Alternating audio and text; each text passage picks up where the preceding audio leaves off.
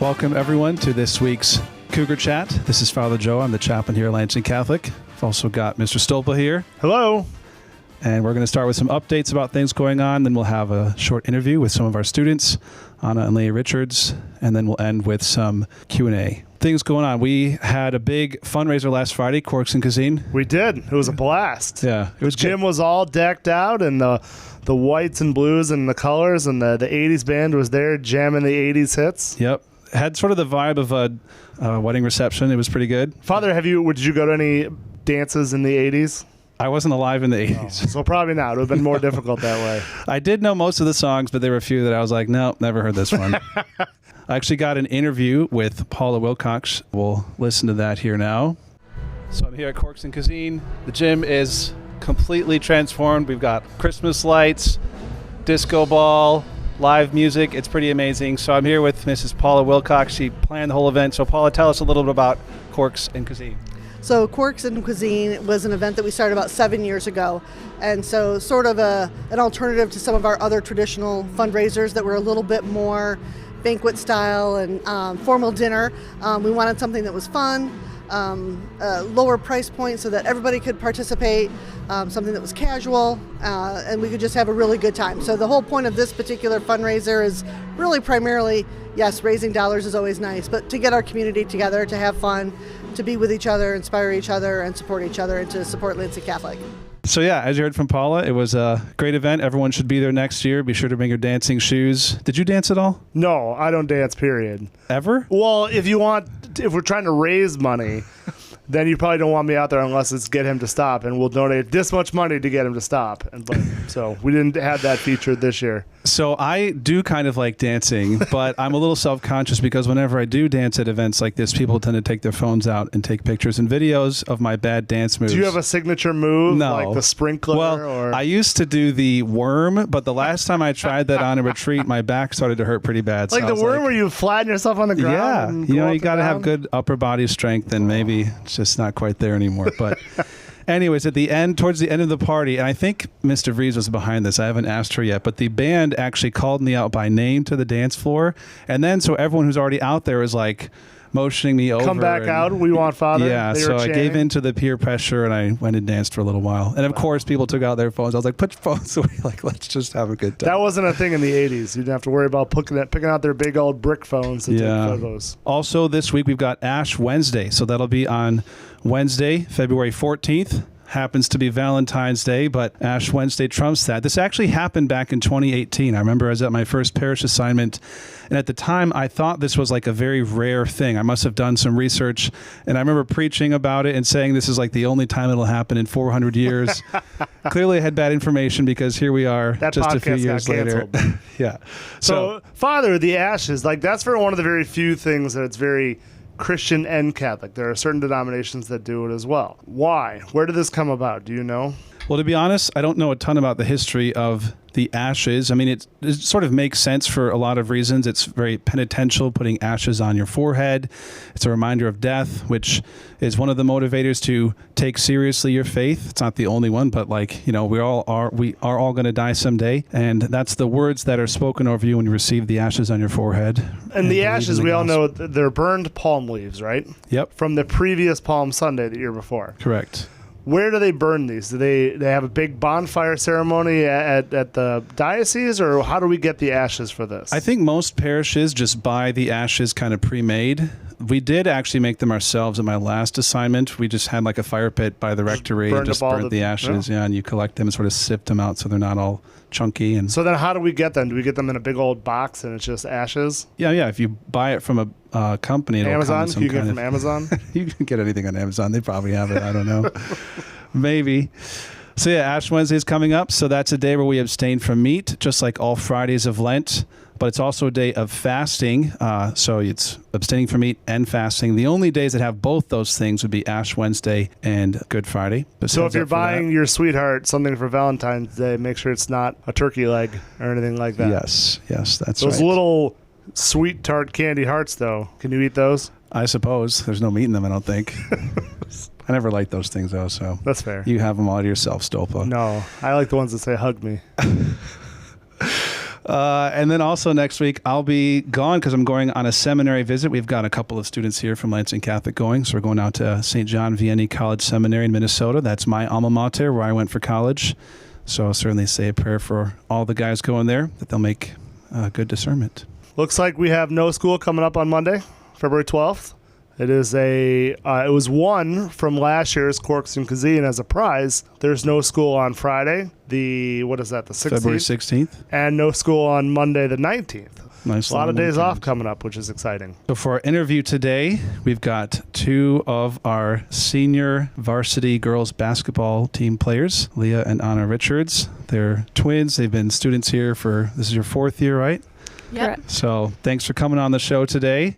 I'm just curious, how long have you been playing basketball? Is this like your whole life? I would say at a very young age, so probably around 3rd or 4th grade, we started AAU together, and then we've been playing ever since. So Have you always been tall for your age? Yeah.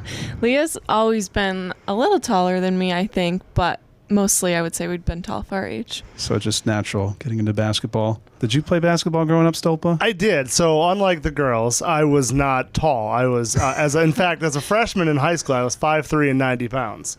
So I grew about a foot in between my sophomore and junior year. And believe me, I had like the big old goggles on, and I would have pushed myself into a locker if I could have, because I was kind of a nerd. So I did play. But so you guys, though, you won the state championship last year, right?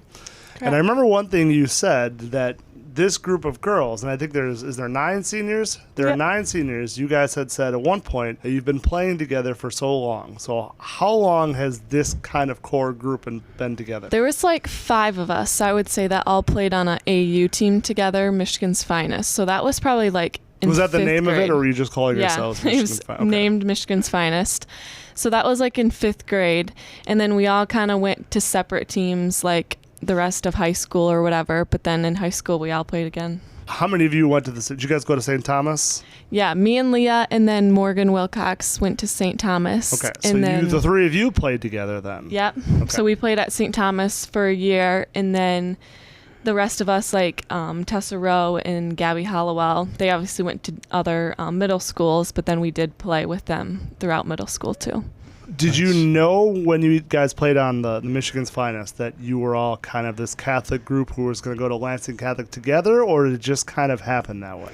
no, I would say it just kind of happened that way, that we all somehow ended up at Lansing Catholic together, and then we've had a great 4 years together playing basketball together. So it worked out great. Now, you both have already signed on to play at Hope College, right, in Holland? Yes. It's nice. Go out there with my sailboat in the summertime there in Lake Makatawa. Maybe I'll see you. But I'm not very familiar with how this stuff works, getting recruited by a college. So how did that happen? What's the process? Yeah, so we started probably our sophomore year, just like looking at different colleges, and then our junior year, I think at the end of the summer, we had like a few offers from different schools. So like Hillsdale looked at us, Grand Valley, and then obviously Hope, where we ended up going.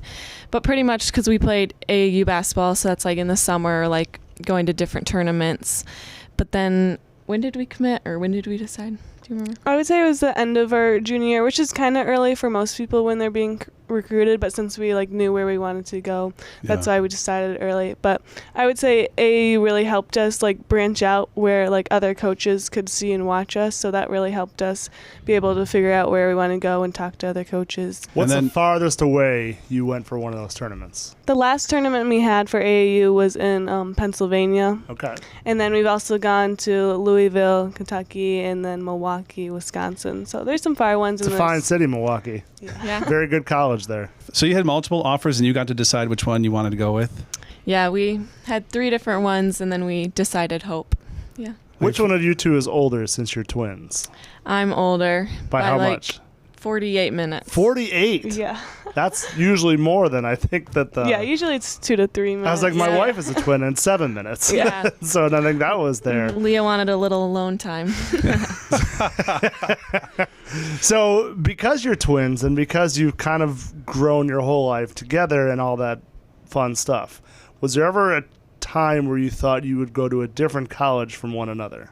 Yeah, there was. So the first place that we visited was Hope, and so that was like our first option. And Anna was more like into it, like she like kind of knew like that's where she wanted to go, but I had like my mind open more because I was like, well, it's just the first one, like I don't know if I'm gonna like stick with it. So once we went to like a couple other schools, then that's when I knew like, okay, I actually do like Hope with Anna. So she was more like for sure, I was more hesitant about it, but now that we're going together, it makes sense, I feel like. Have you guys ever played on a separate team from one another?